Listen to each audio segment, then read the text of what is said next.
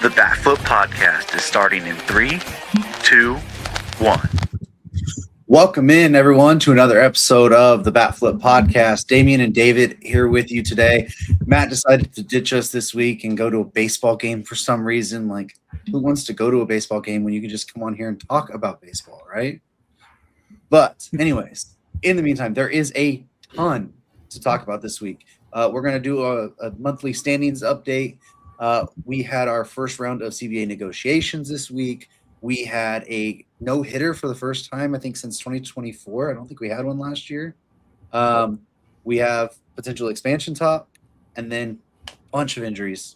Because color me shocked, there's a bunch of injuries in the Major League Baseball right now. It wasn't as bad this week. It's kind of the best week we've had. Listen, if you're a fan of my team, it might be the worst week.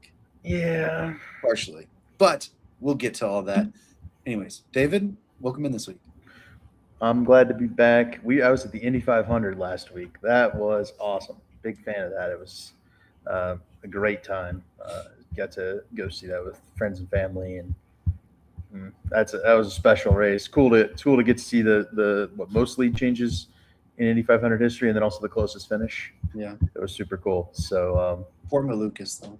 Yes, it's tough. He wasn't going to win the race though. He was only in position because of the late caution in the first place. So I had a blast. It rained like as we were getting back to the car, walking back. It started pouring rain. I mean, it was just perfect scenario. So 500 was awesome. Glad to be back now, but get back to baseball. Cubs finally started to win some games after you guys got the rail on them last week. But yeah. How you doing this week, Damien?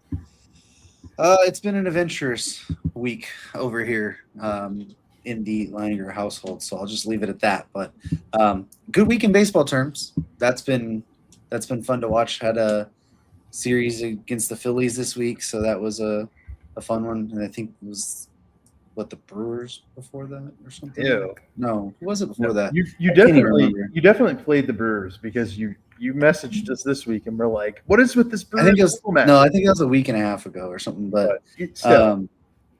They did have some magic, some devil magic going on. You got to experience what us NL Central fans experience on a monthly basis, effectively. Yeah, it was the Rockies, so it might as well have been the Brewers compared to the Dodgers for some reason. But for the Dodgers, close enough, right? They're really close to each other. I can tell you that. But yeah, it was interesting there. So, but what we want to start off with, let's start with the standings update. We'll kind of go through these and get it because it wasn't too terribly long ago that we did a standings update, so not a lot has changed. But want to kind of get on the thing of like the early month, kind of beginning of it, doing that over there. So, looking at the AL East real quick, Tampa Bay is still leading the division, 36-20. The Yankees are 36-23, a game and a half back. Blue Jays are 9 back. Orioles are 10 back, and then the Red Sox are 12 back. So I would say so far for the Red Sox, firing their manager has not quite helped them the way they thought it would. But, David, we did get the return of Garrett Cole for the Yankees. They're starting to get a little bit healthier. Ben Rice has been on a tear. They've closed it up to, in a game and a half there to the Rays. Is this the Yankees kind of time to start taking it back over? I finally get to do it. I finally get to talk about Yandy Diaz.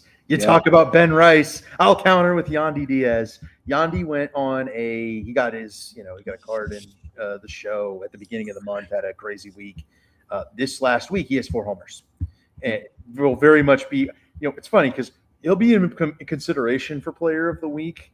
But NL player of the month is so wrapped up in 2 specific guys. We're going to have to touch on them when we get over to the NL. But Yandy Diaz is going absolutely berserk right now. He and Junior Caminero are single-handedly carrying the Rays along at this point. Those 2 guys are monster hitters. They're hitting really well in quarters. The stuff Yandy was doing last year, we were wondering if it was a little inflated by Steinbrenner Field. Yandy was hitting a lot of oppo home runs. I checked one of the homers he hit yesterday. Line shot right field. Same thing he was doing in Steinbrenner Field. He's an older guy now. He's got that older guy strength where he just knows flick the wrists, get that ball in the air, get it to right field. He can hit that ball the opposite way with some authority. And he's getting so many like home runs. You'd call them cheapo home runs. They're not traveling 400 feet. It's 4 bases no matter what, man. He's doing a great job. I think a lot of that is carrying the Rays along right now, the offensive contributors between those two guys. I like the Yankees here. Obviously, Garrett Cole, he's been great thus far in his couple of starts. But I love when you have a Rays team that always has, those intriguing prospects with an incentive to buy come the trade deadline. They'll be very, very interesting to try to shore this team up because they need some offense. Obviously, everybody needs pitching.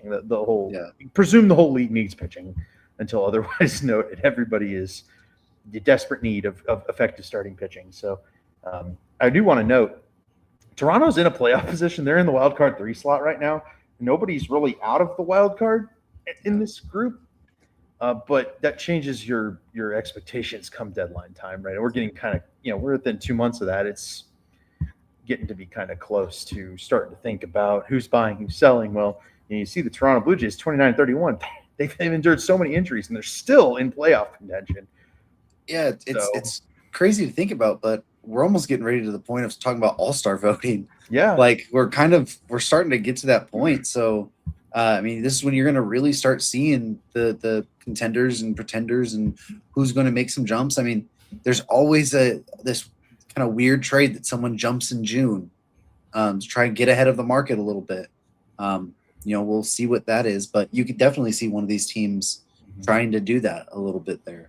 I do think it's funny when like the Rays and Yandy does something like that. We're like line drive shot, home run's a home run, and then we get to like the Yankees and it's like short porch. Yep. We do this, we do that there, but the Yankees have the branding machine, right? Yeah, the New York media machine behind them. Yeah.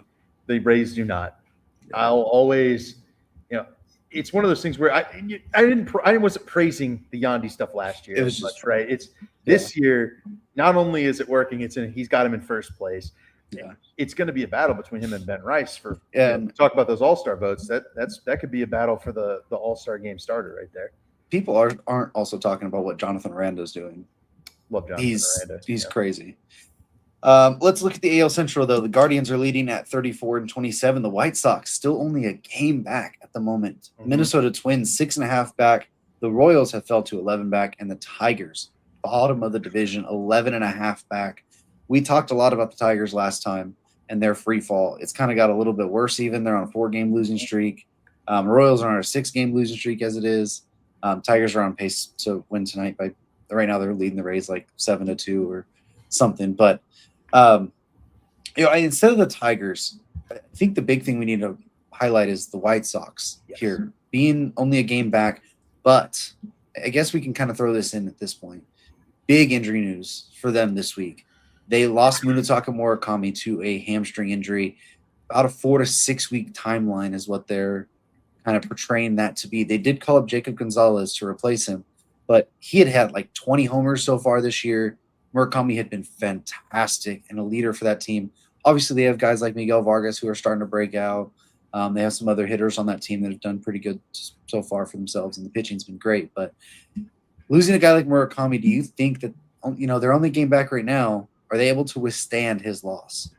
I think so, right? The White Sox are so funny, right? This is very much a team emerging from the depths, right? I saw a tweet today that said the White Sox have 32 wins and 32-27, at 32 wins at game like 140 a couple of years ago. So this has been a meteoric rise. It's really good. It's being heralded by Davis Martin, who has been absolutely insane. He's got 2 flat ERA, striking out 27% of batters. He looks like a legitimate ace, and he's a guy it's had some good stuff. But that whole group, right? The pitching staff. You talked about Grant Taylor before. He's really good.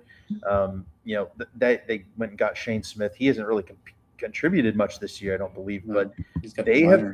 Anthony Kay has been really strong for the White Sox this season as well. Good signing out of Korea, right? I'm pretty sure he was Korea. Yeah. So they have done a fantastic job of piecing together a rotation that can compete for the AL Central. And you think about the Guardians have kind of done this years and over the course of years past, right? They're an experienced group of the Hall of Famer at third base. You kind of expect them to figure out the holes in the lineup a little bit, but the White Sox have these young, hitters that are kind of the sky's the limit with the ceiling. You've got Murakami, you've got Vargas, Colson Montgomery would be the other guy you really want to shout out. They've also got a ton of prospects that can come up soon, like Montgomery and some of those guys. So Gonzalez gets the call here.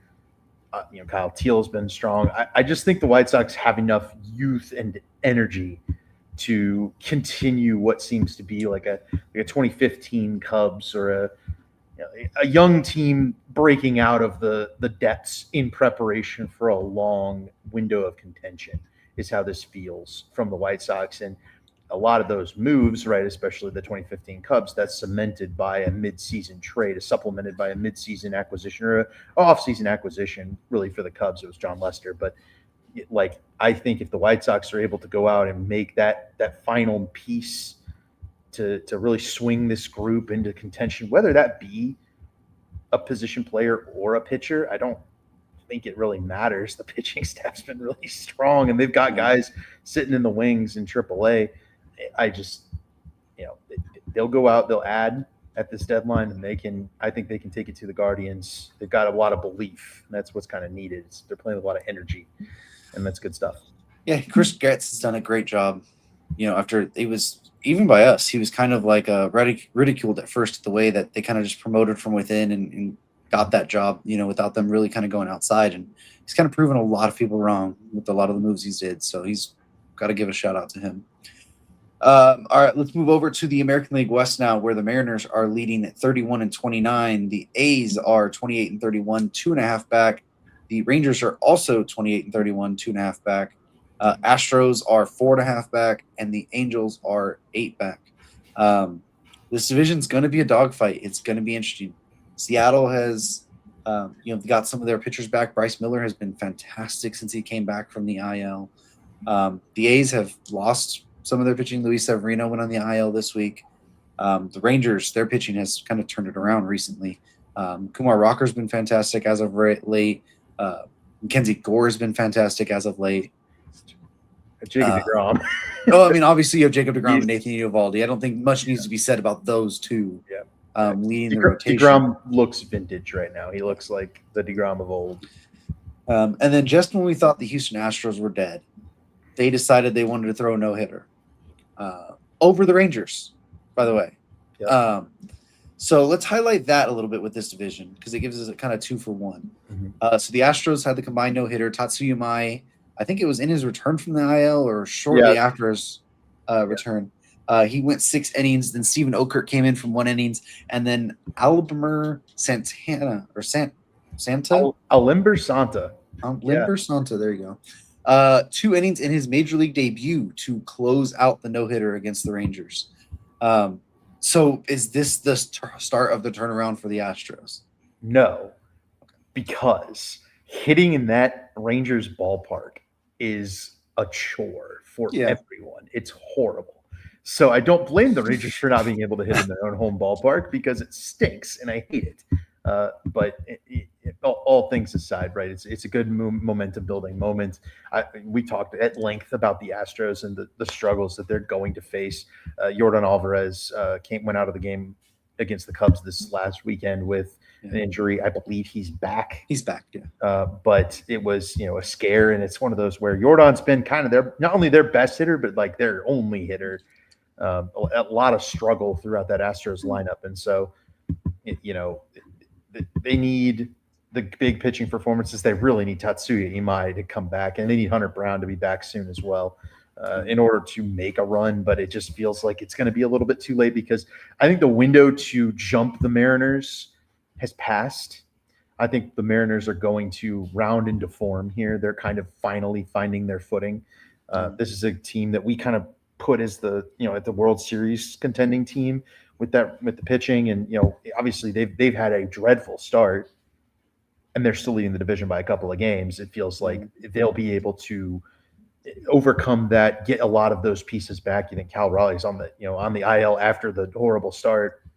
J-Rod's having his best start of the season, but usually he has a cold stretch and a hot stretch, right? So, and then, the Mariners are obviously loaded with prospects. They will add offense at the deadline. It just feels like the Mariners are going to run away with this division, and we're finally seeing that a better team is starting to make inroads towards that path. Yeah. And I would not be surprised if the Mariners sometime soon call up one of Cade Anderson or Ryan Sloan. And most likely Cade Anderson. Cade Anderson has been incredible so far. Yeah. And we're getting towards draft time as well. Spoiler alert, we may have our College World Series episode next week. And we talk a lot about those types of prospects before the draft. We'll also have a draft video up and a mock draft upcoming in the next month. But we talked about Cade Anderson a lot, right, when he was drafted, and just how he was going to be very quick to the majors, right? He was very much on that like 1 year of minor league development path and coming up in summer of 26, where he's right on track, right? It's almost like he probably shouldn't have fell in the draft, and teams just overthink certain things, Like, boy, oh boy, could the Angels use a guy like Cade Anderson right now, huh? Yeah. Who would have thought? Tyler Bremner's been good. He's been really, really strong in the minors. He's a level below Cade Anderson right now, though. Cade has been awesome. Yeah. All right, let's jump over to the National League now. We'll get through these so we can talk about CBA stuff. Everyone's favorite topic. Right, the NL East, the Atlanta Braves are leading at 40-20. The Washington Nationals are second at 31-29, 9 games back. The Phillies are 30-29, 9.5 back. Mets are 13.5 back. Then the Marlins are bringing up the rear of the division at the moment, 14 games back. Phillies and the Mets are starting to do Phillies and Mets things. So obviously that's 9.5 and 13.5 games back. Don't think the Braves are going to choke anywhere near that level. But could we see the Phillies and Mets potentially go on a run to both make the playoffs? I don't believe in the Mets. We've talked about that at length. But the Phillies are a game and a half out of the playoffs. This has been an excellent turnaround. And, we talk about the manager firing, decision-making on that front. It was, felt a little quick on Thompson, but at the same time, it's worked thus far, right? You briefly mentioned it. We didn't really touch on the Red Sox because we always touch on the Red Sox. But that firing has worked. It's really turned the Phillies around significantly.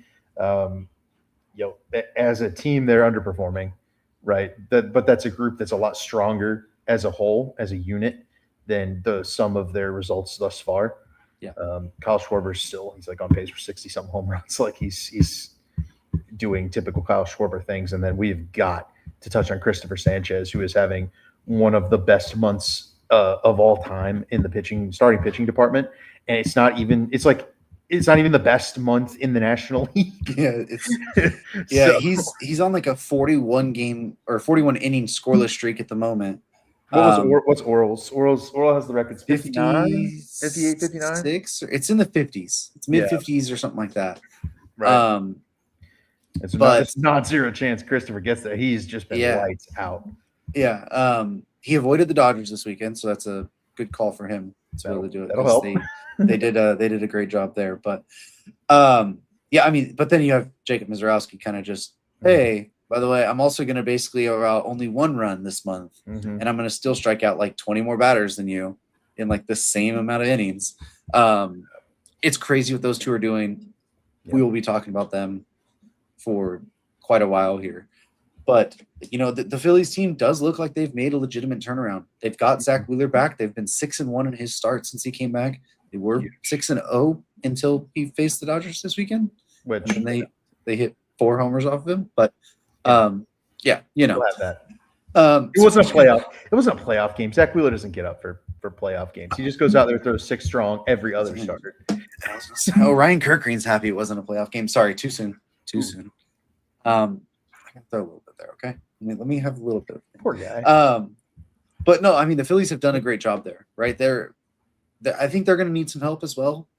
The Andrew Painter, he's pitching in the major leagues right now, but he's showing his moments there. They're going to need some bullpen. They got to figure out something with the Justin Crawford's not been great so far. Bohm's really struggled, although he had a decent weekend. They're gonna have to figure something out there. Mhm. But they have turned it around since Don Mattingly took over, so you got to give him some credit for that. Yeah, and that's to be expected, man. Don Mattingly is a tenured manager with a lot of success in the past. Yeah. I mean, it makes a lot of sense that he would be, it just making that little tweak is enough to galvanize the change in this clubhouse. You got a lot of veteran guys there. Be nice if Trey Turner woke up. He's been really bad thus far this season. He's had a good couple weeks recently. Yeah, so if Turner's starting to turn it around, you need Real Muto and Duran to get healthy. That's probably step number one here is get your big guys healthy, especially Duran in the bullpen. He's been nasty. Yeah, he's good when he's out there, but I think he's been hurt. So he's out there now. He had a league, but he's back. Yeah. All right, looking at the NL Central now, the Brewers are 35-21. The Cardinals are 31-26, 4.5 back here. The Pirates are 32-28, 5 games back, tied with the Cubs, also same record, 5 games back. And the Reds are 30-28, 6 games back. So again, I think it's been 3 weeks. Every team in this division is still over 500 at the moment. It's going to seem like I'm throwing it up to you here a little bit, but what do the Cubs need to do to kind of they have their highs and then they have their lows? It doesn't seem like they can ever get on a steady path at the moment. So to be able to, I don't say like necessarily even just catch and beat the Brewers, but just to keep up in this division. I mean, we go from them leading at one point to now they're 4th in the division. They're 3-7 over their last 10. Like, what do they need to do to kind of stabilize? Obviously, we've talked about their plethora of injuries, right? So the easy answer is get healthy. But it's not just that. Yeah. So the issue for the Cubs is it's not an easy answer because the biggest, keyest injury hit week 2 of the season. Yeah. Losing Cade Horton was a monumental loss. And it was felt in the playoffs when he tweaked his rib and was out. It's felt this season so bad. I mean, that guy was so talented and is so talented, and it's so difficult to overcome. Penciling in a guy as what your number 1 or 2 in your rotation would have started playoff game number 1 last year if he was healthy. To lose that guy for so long. Justin Steele was supposed to be back. He's had a setback. They're not expecting him back till August. Like the get healthy is like yes, but like. You can't regrow elbow ligaments. Right. So it's just getting Matt Boyd should come back this week. That'll help. But yeah, you can't keep running Jordan Wicks out there. He doesn't look like a major league pitcher. You can't. The bullpen it's gotten healthier, but you can't keep running Phil Maton out there and leverage. He's been horrible. Which I mean, it's kind of just it's weird. Why can't Phil Maton pitch anymore? I don't know, but he can't. So Cardinal spy. Right now you're banking on Jacob Webb. It's Jacob Webb and Caleb Thielbar missed 2 weeks with an injury. Yeah. Those two in the 7th and 8th, and then it's Palencia in the 9th. Palencia has missed time with an injury. The pitching has just not been there. The offense was it's been the typical Cubs offense. You'll hear Cubs fans moaning and groaning about when they go on a slump, but they all slump at the same time. They've done it for years. I don't understand why. But then they all get red hot at the same time too. It's just that's how you get the 10-game winning streaks and the 10-game losing streaks all together. That stuff doesn't bother me so much because it's coming. They'll get to their numbers at the end of the season. They always do. But the pitching, they're going to need to make some moves at the deadline. We talked about that last year too. I don't think they have very much to trade from. So I'm kind of like, I'm real worried about the ability of them to go run down the Brewers just because the Brewers are doing the same thing they always do, which is take a bunch of nobodies and Christian Yelich and turn them into stars. Like okay, it just happens. Or just have Jacob Mizorowski figure out so they just found another ace. Yeah, you have Mizorowski and then his elbow doesn't explode just by throwing 103, and you trade for Kyle Harris and he's amazing. And you look over the Pirates, right? That group has been just spectacular. Brandon Lau has been a revelation. The pitching has been so good. Paul Skeens was the only damn start the Cubs won in the Pirates series. It was like, sure, of course. That's how it always has to happen. And it's worth mentioning too, the Pirates, Connor Griffin did go on the IL. Yep. Doesn't sound like it's a major issue, but they did get Jared Jones back, who had a great rookie season and then missed all of last year. Right.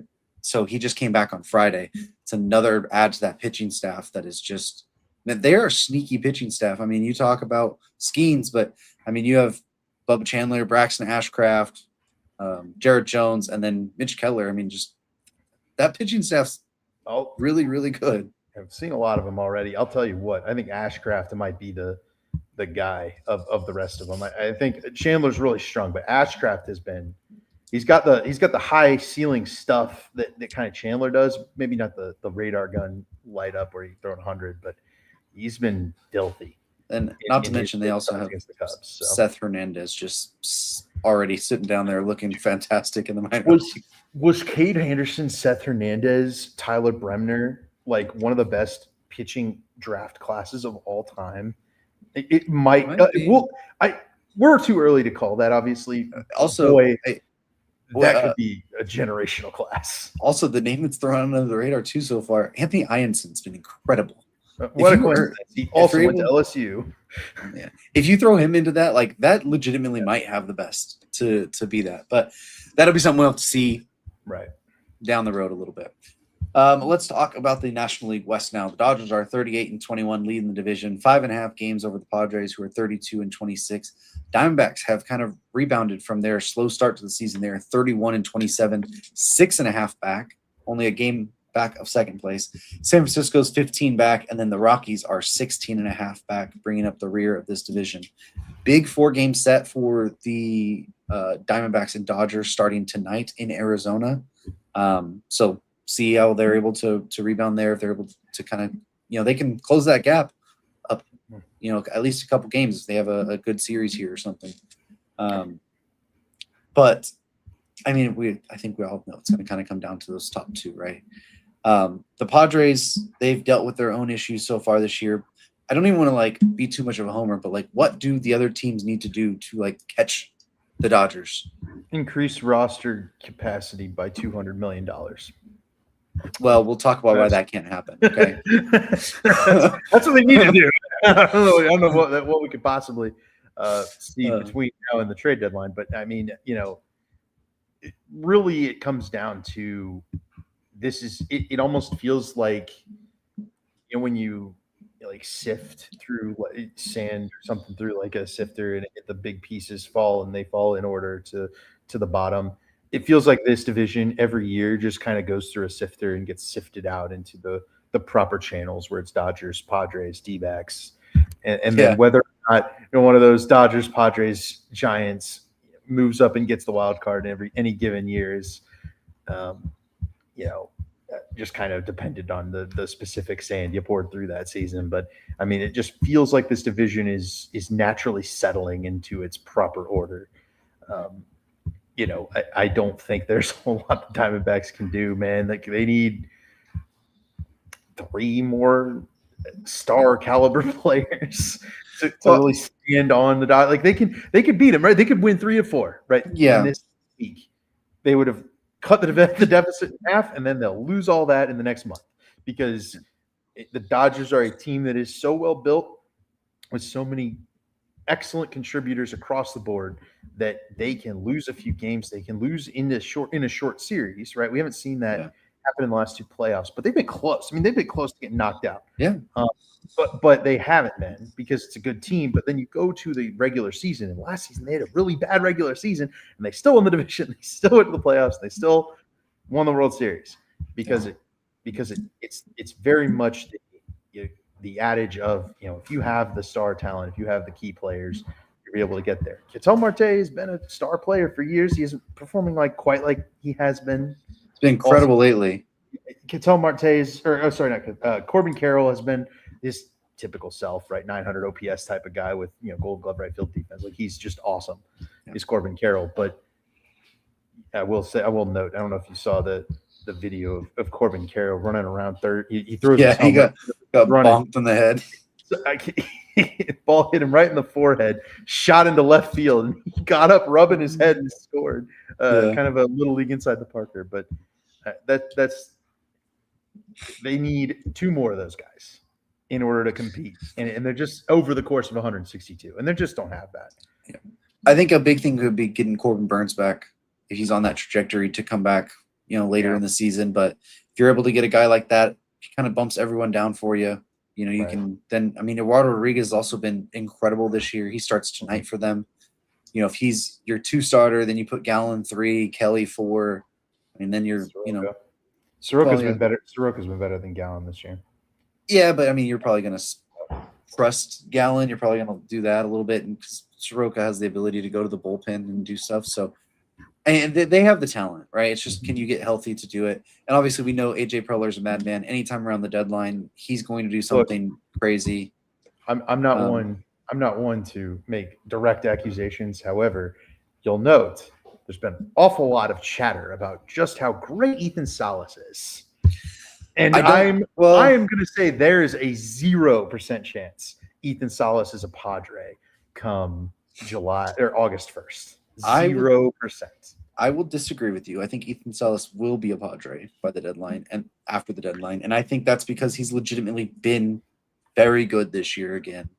He's figured it out. I've been an Ethan Salas truther for years. You have been. I do not. I do not believe in him. However, development isn't linear. He's making tangible changes. He looks a lot better. Yeah. But that's exactly what AJ Preller trades the guy, right? That's exactly what Leo DeVries did. It was like he's like 17 in A-ball, and he's got promoted to AA. Oh, he's doing great. Oh, he's traded. DeVries had been incredible, where like Salas had just been super. He's spent 3 different seasons at AA now. He has a 131 WRC plus this year, batting .311, slugging .500.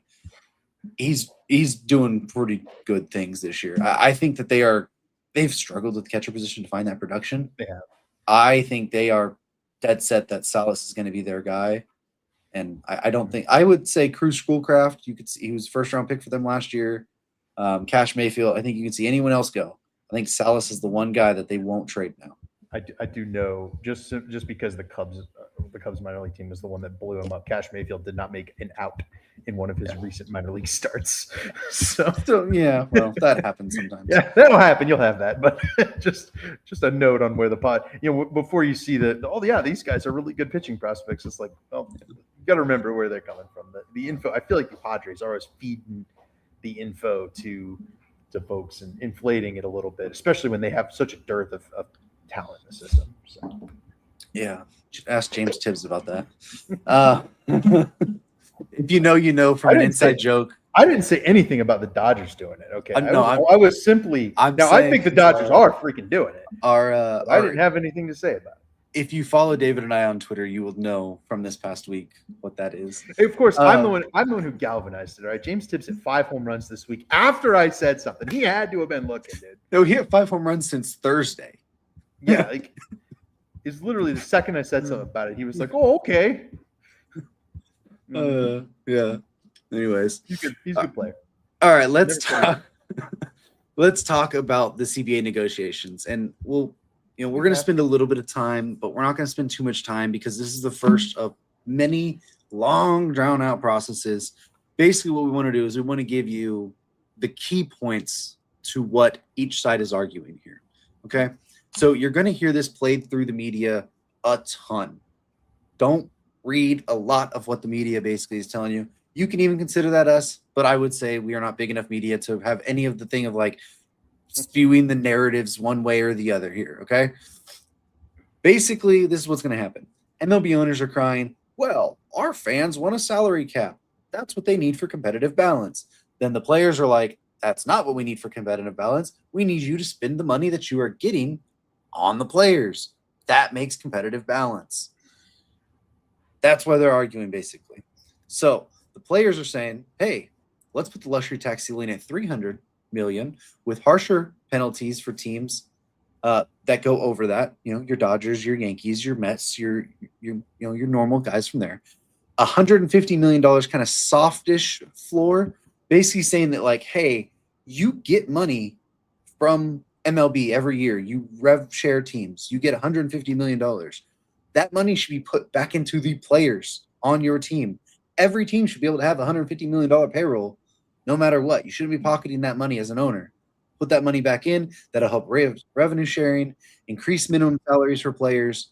You can offer free agency for 5 years of players at age 30 or not that are those late bloomers or whatever.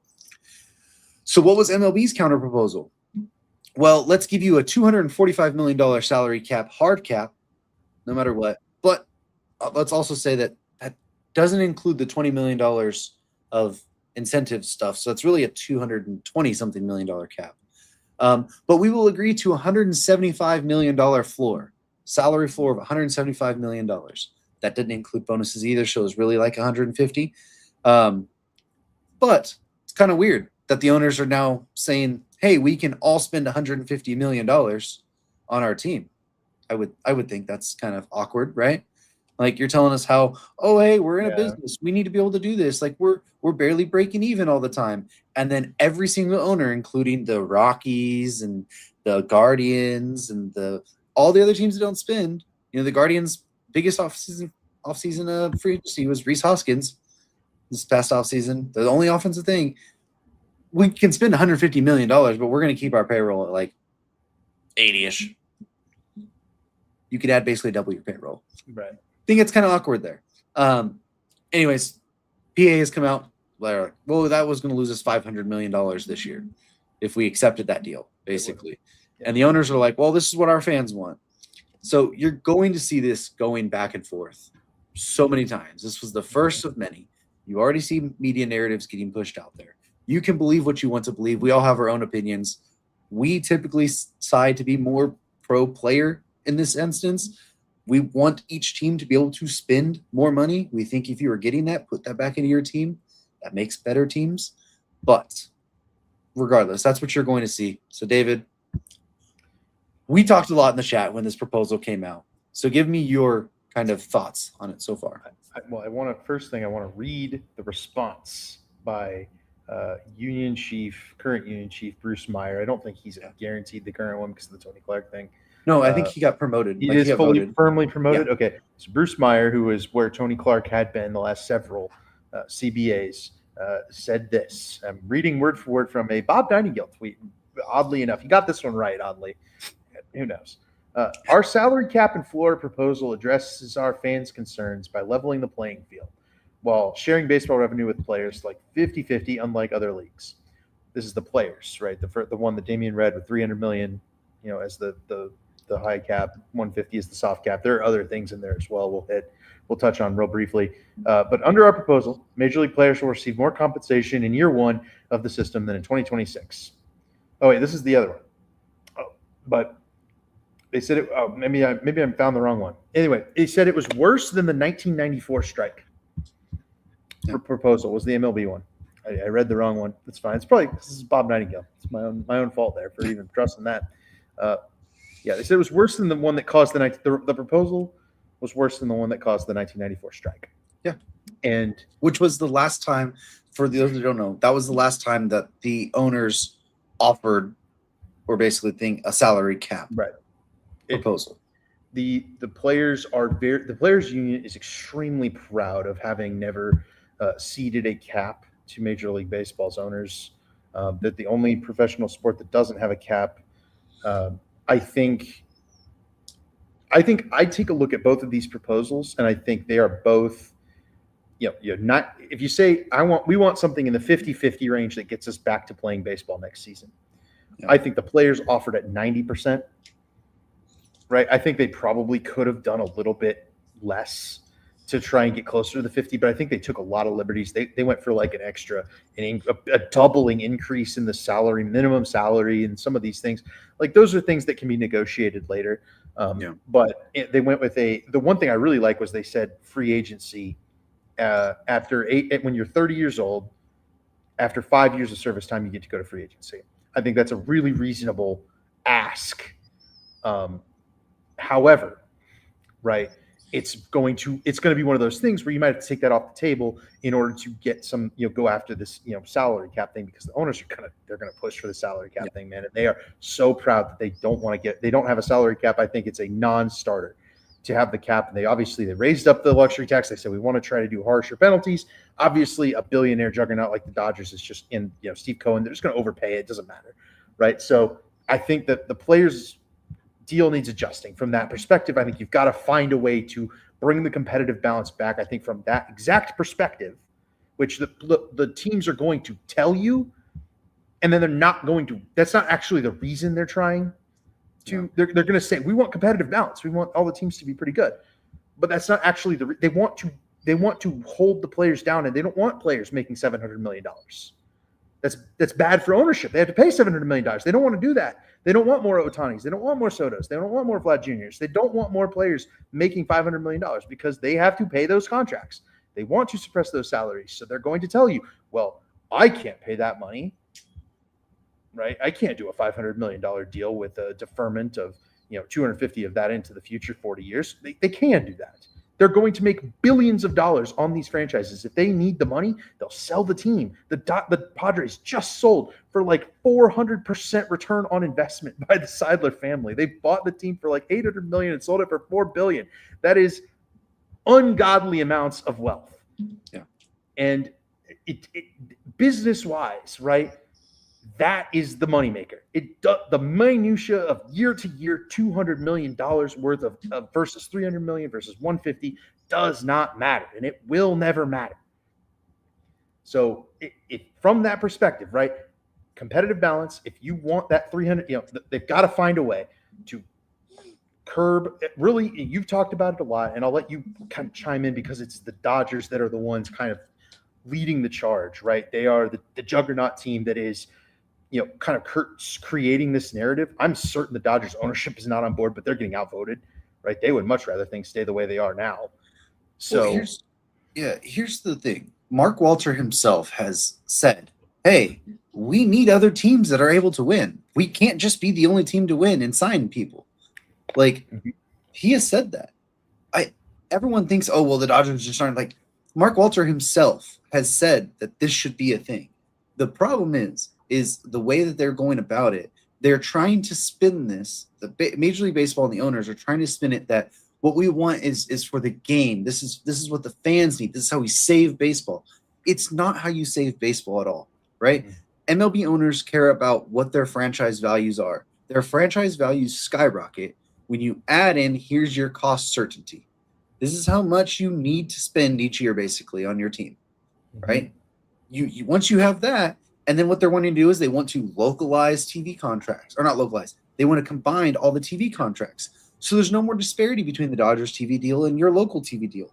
So then that adds in more money to you as well, right? Which, first off, that probably should be the way anyways. But that way you don't have local blackouts. But teams should still be able to shop their own things around. But it all kind of goes into a thing, regardless. Right.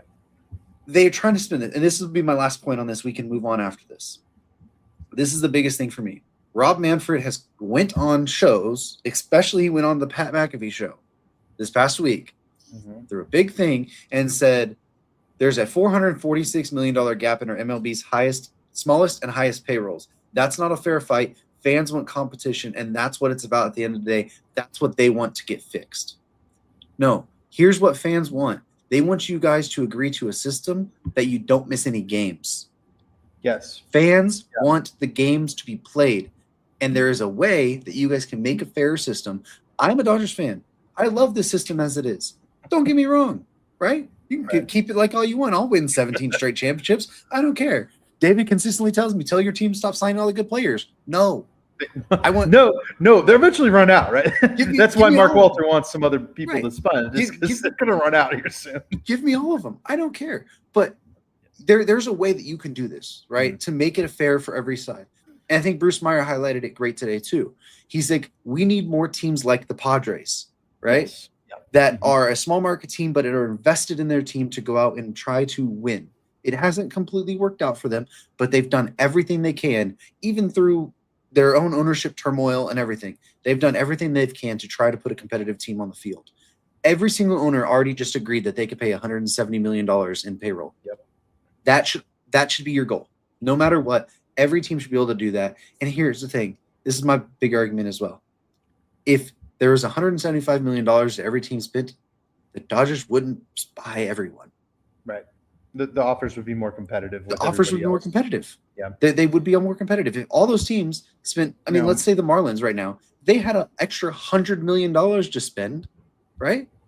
And that's $100 million. You go to two players, you offer them $50 million each. It might be overpaying them, sure, yeah, but then you'd have them. But you have them. That'd be a player the Dodgers didn't get. And you think about the big I mentioned the big contracts earlier, right? You think about big contracts. Big contracts make popularity too, right? Like this popular move. It doesn't always work out. The big contract doesn't always work out. I mean, the biggest contract in Cubs history is Jason Hayward. Like, I am, of all people, very well qualified to talk about big contracts that don't work out. But it's like the idea is that when you have a healthy system that's consistently rotating players through, players don't feel the need to lock up for 10 years because they can go back to the market, a healthy market, and go back and get paid more, right? Those, obviously the cost certainty, some players are going to be wanting to take shorter deals with opt-outs. Some players are going to want to take the longer-term deal. Some GMs aren't going to be willing to sign more than 5-year deals. Some GMs are going to be willing to do the 10 to 12-year deals, right? That's always going to be the case. But if you cap these teams, and this will kind of be our final point, I think, because this is kind of the ultimate thing. You cap these teams, you won't ever get an Ohtani moving teams. It'll never happen. He'll be capped. He wouldn't be able to make the $700 million. The Soto sweepstakes would never be able to happen. Could you maybe make it happen in a more entertaining way, right, in the offseason? Could the offseason be, lined up to occur where the players cede some time to where, hey, we'll try to sign deals in this time frame so that, maybe the salaries are dip a little bit at that point, but we actually, keep this uncapped system where the growth of the salaries can increase. That's something that can be talked about, but we have to get there. We're so far away from it because if the owners want to cap, we'll never have those things. And the players will never agree to it, and then we won't have baseball in 2027, like you said. So, we're far away right now, and it's not good. It's going to be a long, drawn-out process. You're going to see that. You're going to see both sides try to use things to rally you up. The owners will try to use the Dodgers to rally you up. Don't fall for it. What will happen is the owners will push for a cap. The players will deny it. We'll get to some point when spring training is about to start, and they're close to losing games. Then they'll be like, fine, we'll let the cap go, but then we want all of this, and then we'll agree, and we'll have a condensed spring training to try to get games back. And that's probably what's going to happen. And players get hurt, and it'll be a bad thing all around. We're spend all winter not, I guess the free agent class is kind of screwball and a bunch of bums, but but still. Anyways, that's enough CBA talk for now. We will have more in the future. Tune in next time on Batflip podcast to discuss the CBA. Yeah. I don't even know. We should make a segment name for it or something. But anyways, another hot topic that has been going around, especially with Rob Manfred, has been expansion. Mm-hmm. There's also another piece that came out today detailing why expansion is bad for baseball and why people won't want it is because of the small market teams are saying, well, that's going to give us less money and revenue. Oh, that's the idea of the CBA. Yeah. I was going to say, hold on. That should tell you everything about where we're at with CBA negotiations at the moment, because they're worried about that. But there was a pretty big step, which I do think we should talk about more as seriously. We've talked about Nashville. We've talked about Utah. I think Portland was another big one. Another one that's kind of gone under the radar a little bit because you don't really think about it, but at the same time, they have a team playing there at the moment. That is Sacramento. That's currently where the A's are playing.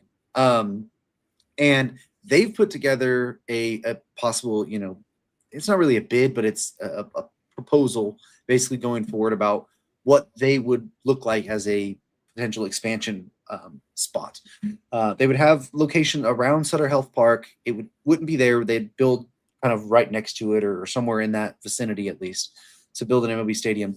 But the one thing that I think is really, really interesting, and let me see if I could find the exact thing that I sent in our chat. Basically, there's a little section saying that they don't have to get approval through public funding, through like taxpayers for the money to go to the stadium. Here it is. It says, West Sacramento does not require voter approval to enact tax increment. Jesus, I can't talk. Increment Financing. The effort has said the model for paying the bonds would come only from the ballpark district and would not offend the city's general fund. So basically, they're able to put this in place where it's going to go through bonds and all that stuff, but it's only going to come from that district. It's going to be paying that back. It's not going to go to taxpayers. That is gigantic in the means of getting an actual MLB stadium there. We see it in football right now. The Bears are probably leaving the city of Chicago and the state of Illinois to go just inside the Indiana border because they're going to give them $200 million in taxpayer money or something like that to help build the stadium, where in Arlington Heights, they're not going to give them that for the Bears, right? That's why they're going to move, even though it's technically closer to Chicago, regardless. Funding, 10 minutes away. yeah, it's not that bad. But they'll technically be in Indiana, right? That's a big thing. Anyways, for me, the Arlington Heights site was right. Like I'm 10 just saying, minutes like, away from my last place. In baseball, though, right? Funding Right. still a big thing for these ballparks. That's a massive deal that could kind of help. I mean, everyone's thought like Nashville and Utah were kind of the two. Dude, baseball team in Utah, that might be as bad as the Rockies. Just saying. We already see it in Salt Lake. But anyways, I think this puts Sacramento, like, if not the top team, like really close to the top, just for that alone. It's really cool that we're actually getting, okay, so let me rephrase that. It's not cool that a team is having to play in Sacramento because they should never left Oakland. But that's another story entirely. The thing about this is that it is a trial run, effectively, right, for Sacramento, and the fact that they've been able to go ahead and get funding for a stadium without taxpayer money by implementing a plan of having the current major league team, saving those funds and reinvesting them. Like, that's how a team should be planned, right? A stadium and all those things should be planned from the existing team's revenues and everything should come. It should build on itself naturally. Oh, we've got a team in a new place. It's making money. Let's reinvest that money, put it back into the stadium, build around the stadium. Now you've got this, you think about the Braves thing, right? What did Matt call it? It's the battery, right? The area around the stadium. That's what's going to fund the Sacramento Stadium. Well, build that, plan that out. Now get that ready now so that when you do have a chance to become this, a longer standing major league franchise, you can take it and you can fund it. Like, that's very, very good. And it's good news. I'm not entirely sure how viable expansion is going to be. We're going to have to figure it out because teams are already scrounging for pitching now. Yeah. So we're gonna have to figure it out. We're gonna have to see, man. That was kind of the crux of the article today. It was like, hey, nobody can find pitching now. How are we gonna find pitching with two more teams to fill out 26 major league pitchers? Like, good grief.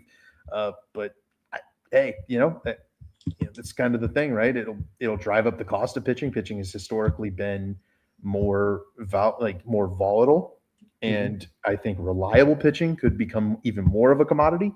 And it's something that I've been hoping for, right? A pitcher that can go 6 innings, even if he doesn't strike everybody out, doesn't, as long it doesn't have flashy Mizorowski stuff, right? Because that's the trend. Everybody wants to have that.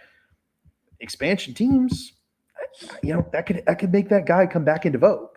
And I would like that. And I think a lot of teams would like that. So it's kind of my thing is like, let's get expansion done. Let's go force some people's hands to change your pitching style and get back to pitching versus throwing, and let's go back a little bit old school. Let's try to get some softer tossers in here. Yeah, the players are hitting better, but we got to figure it out. Like, let's do it. I'm down for it. This is a great idea. Can't wait. That's an interesting content to talk about when that ever happens that way. But I just think it's great that the facility itself, if we're talking just about the potential expansion of destination, that's going to help them incredibly. That might be enough to push the team from Utah, to there. I think Nashville is almost a shoe-in to get one of the teams. Such a booming. Nashville's such a booming city. It would shock me if not. But hey, this is a great play by Sacramento. I mean, I feel like Sacramento's not – it's a California city, right? It's certainly can fill out. It's filling out Sutter Park pretty well. I mean, they'll make the stadium bigger, but they don't have to make it a 40,000 – I think it's going to be a new stadium.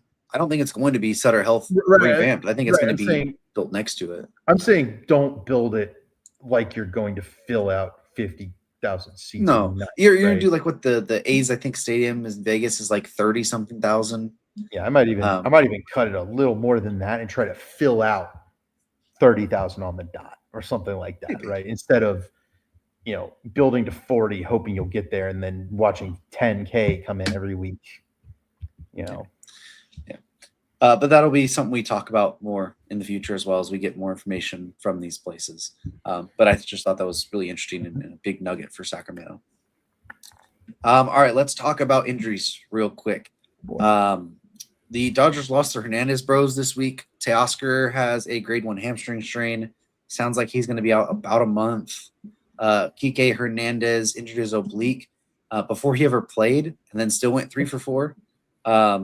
And I think they said it's a grade 2 oblique tear. He's going to be out 3 to 6 months or something. So that's still a decent blow. But like we talked about, the Dodgers are known for getting their way through injuries. We talked about Mutaka Murakami. We talked about Connor Griffin. Yuri Perez injured a part of the body that I didn't even know existed. Right gracilis strain. Did not know this was a thing, but apparently that's your inner thigh muscle that then goes down to your shin bone or something around that. And he did it while like stretching in the dugout in between innings. And he's going to be out at least 8 weeks. So that's 2 months, at least for that. Did not even know that thing existed at all. That's something. All right, whatever. Ellie De La Cruz, he left the game. We don't know the severity of that. Was that today? Yesterday. Is he playing today? Might be right now. But he did miss half of yesterday's game, and the report was that was the first time he's ever left the game. Let me see if he's playing, just so we have up to date. They're already done playing. He was in the lineup today, and he went 2 for 5. So he's probably all right. Yeah. Top prospect Ethan Holiday, who was just a part of this last draft class, will miss the rest of the season with a stress fracture in his foot. Probably weren't going to see him up this year. Probably weren't going to see him for a couple years, but still a notable top prospect. Big name, Jackson Holiday's brother. But this is valuable time that you're losing as a prospect, development time here in your first year. So hopefully he's able to bounce back there. Edwin Arroyo was called up by the Reds, which is another big name. A little bit that was coming around with the Ellie stuff, but anyways, even with Ellie being healthy, they called him up. Gage Jump got called up this past week to start. It was a little rocky here and there, but good prospect. Tough ballpark to pitch in right now. We're talking about with Sacramento. But the biggest news, if you've listened to anything on this show, anything today, we talked about CBA, we talked about expansion, we talked no-hitter, we talked standings updates, all of that. None of that matters. None of that matters at all. We have the biggest news of this entire show right now, and it's the biggest news of the entire season. Nick Madrigal has been called back up to the major leagues. He is on the Angels roster. Let's go. Nick Madrigal is back. Yeah, I did this for Damien. I made the notes up and I made to make sure that Nick Madrigal got placed in there as part of the notes. Made his little appearance on the show this week, so good for him. Hey, all I'm saying is so far this year, 129 WRC plus. All right. What's that one? What's that 1 for 4? He's got 7 plate appearances. All right. He's 333. So okay. 2 for 6 with a walk. He has no walks, so I don't know what that is. Sacrifice? I don't know. I'm not gonna. Who knows? Yeah. All we need to know is Nick Madrigal is in the major leagues and he's playing. All right. That's the best news ever. All right. Sure. That's all we need to know at the end of the day. All right. Before we get too off the rails, let's jump to player of the week and wrap this show up. And we've kind of talked about. I think it's got to be Acuna. Acuna has 5 dingers this week, 10 RBI, 5 stolen bases. Yeah. That's absurd. It's him or Mizorowski.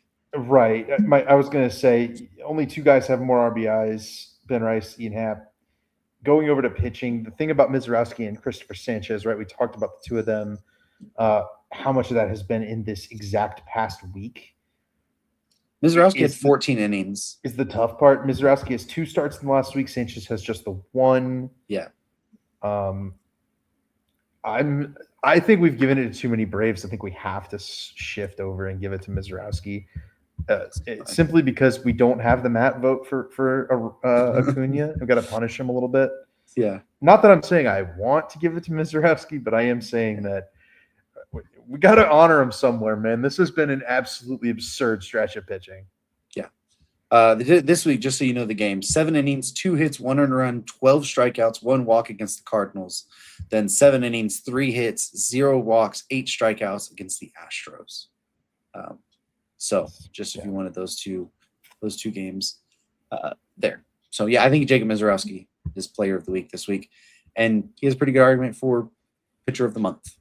And he's got a great argument going for Cy Young. He's got a great argument going for Cy Young. The Cy Young in the National League is going to be crazy. And let's go. Where's Jeff Passan put out a thing the other day talking about it. It was 6 names deep. Yeah. Let me see if I could find it so far. It's just right here. The best pitching in the National League this season has been utter ridiculous. Shohei Ohtani has a .82 ERA with a 447 OPS against. Christopher Sanchez has a 147 ERA with a 44 2/3 inning scoreless streak going on right now. Jacob Mizorowski has a 183 ERA and 100 strikeouts in 64 innings. Chris Sale has a 189 ERA and a 38% chase rate. And then Chase Burns has a 196 ERA and 34% whiff rate. Jeff's amazing. He did a great job of bringing them a lot closer, I think, than they are. Christopher Sanchez, Jacob Mizorowski have already crested 3 WAR, and we're just starting June. Yeah, they're on pace for like 8 WAR, 9 WAR pitching seasons. That's disgusting. That's Pedro Martinez type stuff. Yeah. So. Yeah, it's a little. They've got a gap right now. It's going to take some. They're both classes. Disgusting and homerish a little bit, but also Shohei having under a 1 ERA with 55 innings so far is kind of ridiculous. And hitting, yeah, he's not hitting great. Not anything as good as he has in the past, but still hitting. Yeah, It's not like he's a slouch though. He has a 149 WRC plus this year. It's hilarious that's a bad year for Shohei. Yeah. So, but yeah, and it's just utter ridiculous right now. Good job just hitting at all the National League. I don't understand. But anyways, that will wrap up this week's episode. Don't forget to like this, comment, subscribe to the channel. Let us know anything you guys want to see us do. We've been doing some midweek videos. I know we missed last week. We had stuff has happened. But we are going to get back on track with that. But like David mentioned, we have, I think, our College World Series episodes potentially next week, and we'll have some draft stuff coming up. So we have a ton of content in line for you guys. So make sure to subscribe so you don't miss any of that. Like this video, share it with a friend, and then let us know anything that you want to see us do in the future. But thank you guys for tuning in to this week's episode, and we will catch you guys back next week.